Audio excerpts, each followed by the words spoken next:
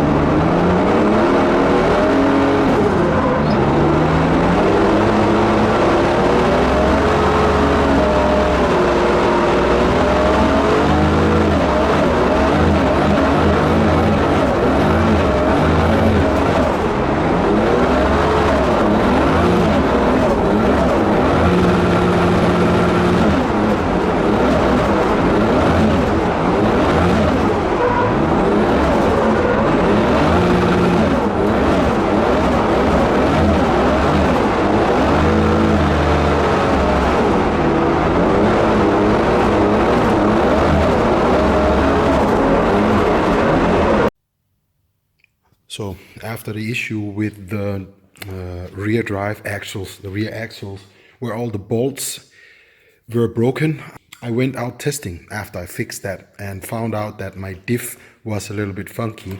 And I thought, let's check what's going on with this diff. So I thought, okay, let's have a look at the oil. So I drained the oil. First of all, the oil color is not not good.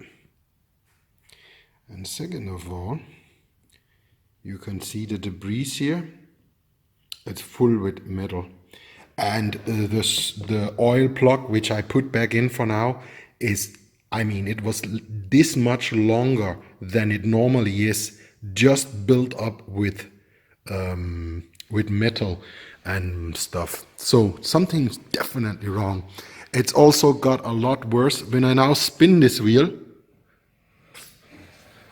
spinning this here back, you can see the other wheel doesn't start to move on the other side. It takes a long time before it moves. This is a two-way differential. It should not do that. Both wheels should pretty much be spinning the same time.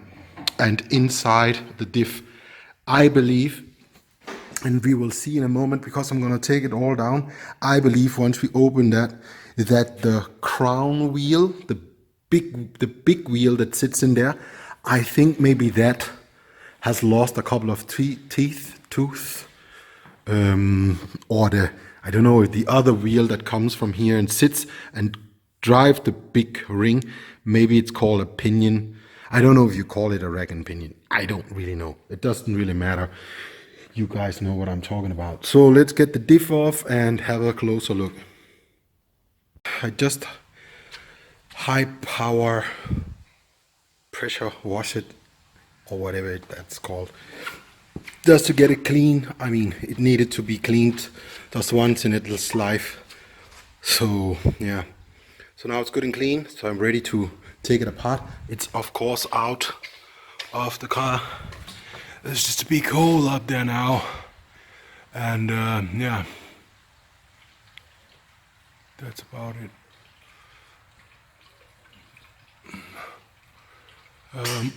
What is there more to say? Not really anything. Just let's have a look how it looks inside. I'm pretty sure it's gonna be pretty funky. Yep, it's pretty fucked up. I can't even turn one side. Oh, and you could hear small things falling in there. Now it's just locking up. Oh my god. Yeah. Oh yeah, it's proper fucked. Yep. Let's take it apart and have a look. Yep. That is a little mountain down there. You can see down here. Where is it? There. That is the drain plug in the bottom. It's also magnetic. And there's material built up on it. I mean like a centimeter or more material on the top of the screw. Or on the top of the bolt. So yeah, a lot of material in there. It's pretty bad. See if we can turn it a little bit. See if we can turn it on this one here. Oh, we can see something. Oh, grinding sound. Ooh, definitely parts flying around in there. Oh, here you can see there's a small part lying there. Oh, yeah, okay. I better get some different position before I drop it on the floor for this video stuff. And this is how the drain plug looks when it's taken out of the hole. I mean, there's like a mountain and stuff here. A mountain on the magnet. That's a lot. So yeah, it's definitely broken. So I'm gonna take it apart a little bit more. I don't know how to fix it, but I'm gonna take it apart so I learn as much as possible, and then I'm gonna send it to a specialist who can build in a new differential, or maybe upgrade the whole case to a different differential. I hear that the IS300 diffs also fit directly in here, but I don't know if they are stronger or whatever. I will have to try and find that out. But I don't think I will be putting in a CAS again. I mean, I have friends that's running different kinds of diffs inside this housing also, claiming 900 horsepower for many years without problem. So with my 700 horsepower, if my differential is broke like this, I don't think it's that good. At least that's my opinion. And you know, I just don't want to deal with stuff that breaks all the time. So if a part lets me down, I'm gonna try something different. So I got it apart a little bit more, and this is the first time I have taken a diff apart. I'm sure there are many different kinds of differentials, but this does not seem very complicated at all. I mean, it just, as far as I see, I can buy a new LSD. This one is broken inside. There's definitely pieces coming out from inside it. So I buy a new one of this. I put the crown wheel on, which as far as I know just bolts on. I don't think there's any adjustability in it. I might be wrong, but as far as I can see, I'm gonna try take it off in a moment. And then I need new bearings, and I need new bearings in there, and I of course need new seals. That's it. Other than that, there's one shim for each side. So it's not like some complicated shimming stuff where you have to do this and that. It to me looks like it goes in one way and one way only. Shims in, caps on, tighten them to however much Newton meter that is that I need to find out, and that's pretty much it. I mean, then you're done.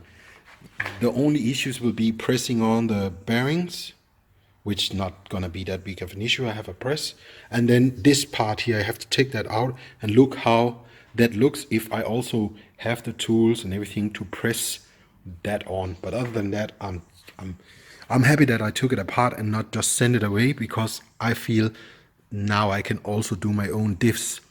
That means once again I don't have to rely on other people. So if something goes wrong, it's only my fault, and if I know myself right, I mean, I will make it the right way, and it will not break. It will just work. That is how it normally is. I may be wrong. Who knows? But anyways, yeah, for those of you who are wondering and saw videos on the internet and thought that differentials are really complicated and whatever and whatnot, at least for the GT86, it's really simple.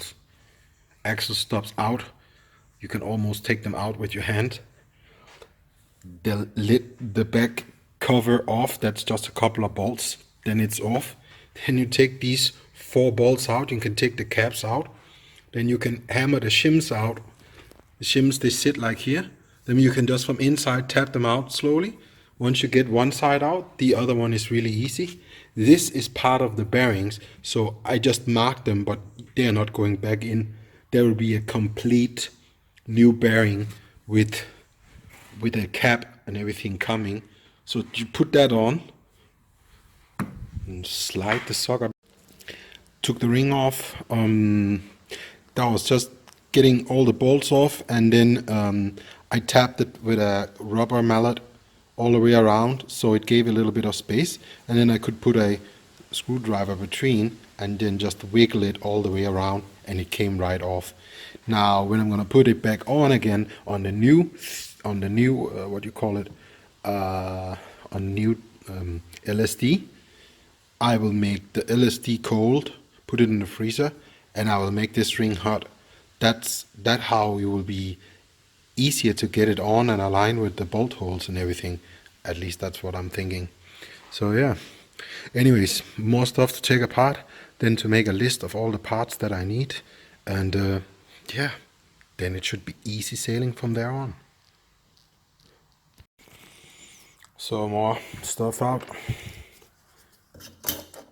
The shaft goes in from the back here, came out, took the nut off, could take this bearing here out, then I could hammer the shaft back in, and it then looks like that. Has some kind of a sleeve on it also.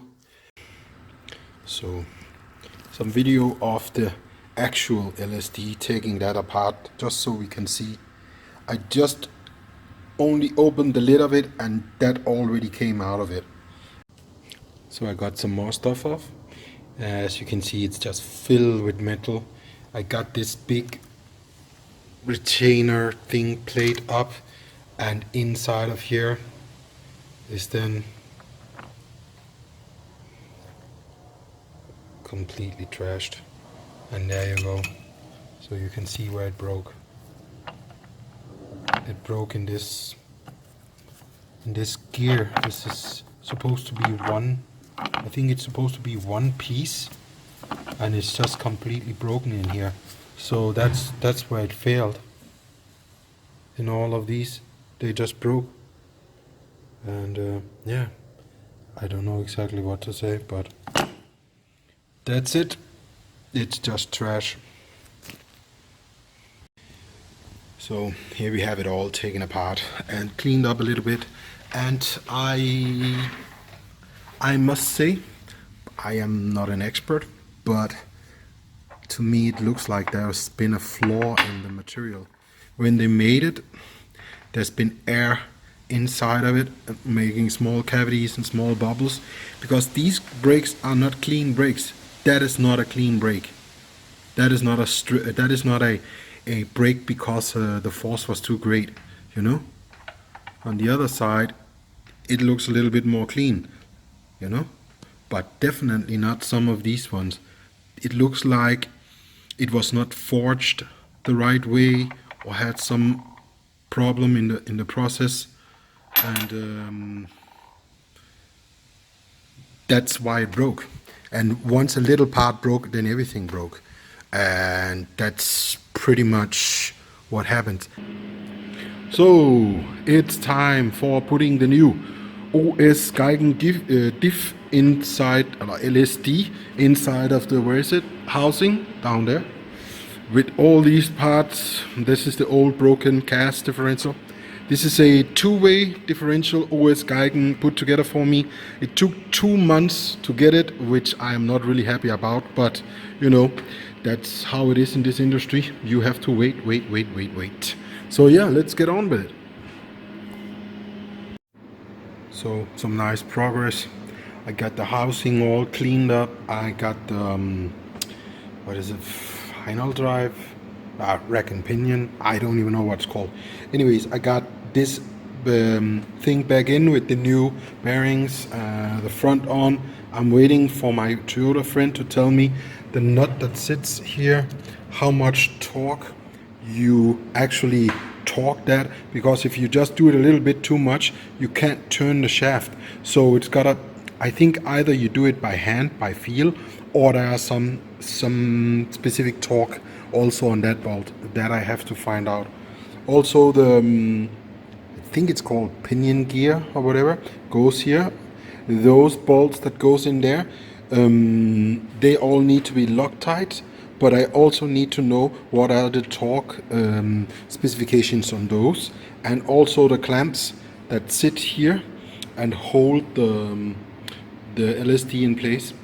I got the new bearings on. The way that I do it is that I took it's a water cooker, and I just cook water with these bearings. They look like, I don't have, just this part, I just put it in the water cooker, cook it at 100 degrees, and then I spray this flange before I put the bearing on with some cool spray.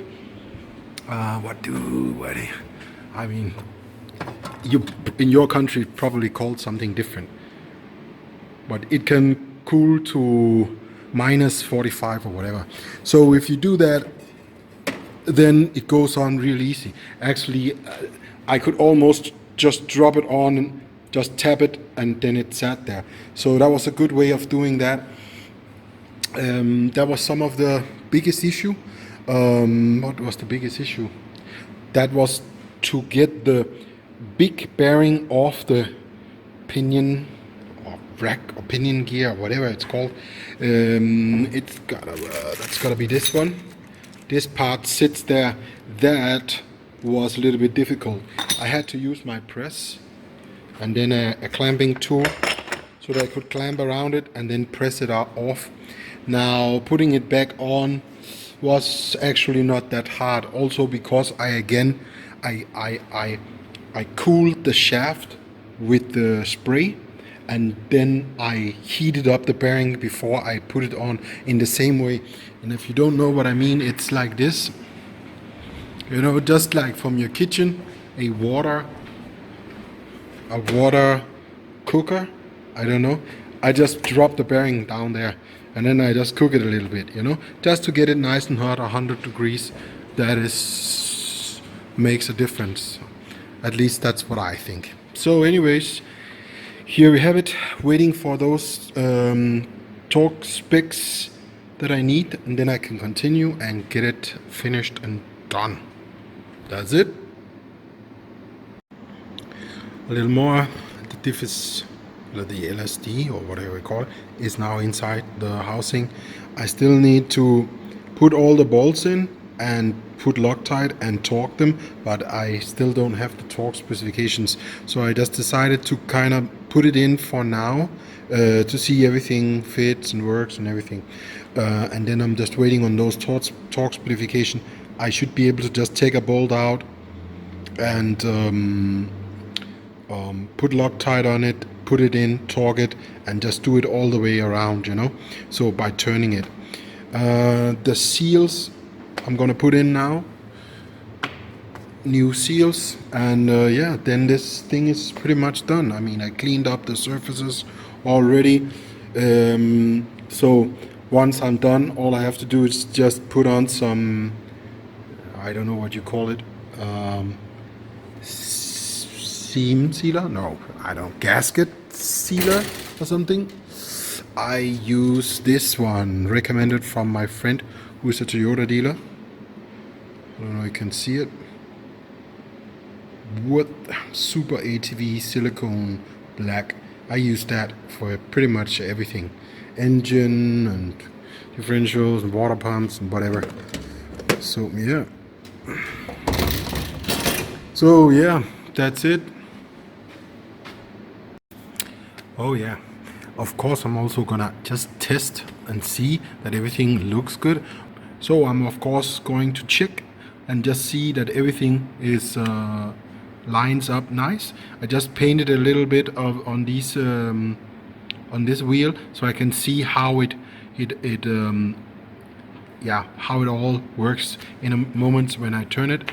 And there are actually no way of correcting this. There are only two shims in this LSD or in this type, one for each side, and you can't really do anything. You can't move them, or you can't get thinner or thicker. So if it doesn't work, then your rack and I run the gears a couple of times. I don't know if you can see it, but you can see it's a nice kind of flat contact surface on all of them. So to me it looks good. Yeah, and you will have to check some values in your setup. There are some different values and some different specifications that the diff needs to be within, but I mean really there isn't much you really can do unless you have all the right shims and all this right stuff. I mean pretty much I almost expect when I buy a new differential that it goes in and it fits 100%, unless your diff is very old, which mine was not.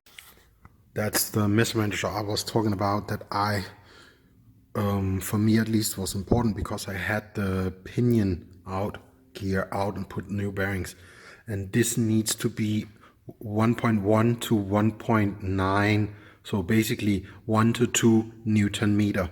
And this is with an empty case, without the diff inside, and important, without oil and anything. Just put it together and then lock the nut until it gets hard to turn with your hands, and then you will kind of use this one and see how much is it. If it's too much, you loosen the nut. If it's too little, you tighten the knot, and so on. So that's one of the things that was a little bit new for me, at least. This kind of thing I haven't done before. Finally finished with the differential job almost. I just need to put the cover on, give it some sealer or gasket or whatever it's called, this stuff. Put that on and then put in the two seals here on the side. Here on this, there, on each side. That's really easy. So, and then I can finally put it in the car. So I will make it for my drift day, and the day after tomorrow I have a drift day at Weeze, so I will be able to do the new the new LSD, test it out there. So yeah, looking forward to that. Yep. So old diff is out. Oh well, that's an OEM diff. It's not old actually. I got it really cheap. It's almost new, but it's inside. It's the original manufacturer from, you know, Toyota OEM Tilton differential. Whatever, not interesting. And here is my finished build OS Giken Diff inside, and with my drive shaft shop flanges put in on everything, so it's ready to go in the car. Yeah, and it's fucking late. Jesus Christ. It's nearly 1 o'clock in the night, but I'm pressing on because I'm having a good time and, you know, just enjoying myself. So that's it. Yeah, baby. So I'm finished with the install.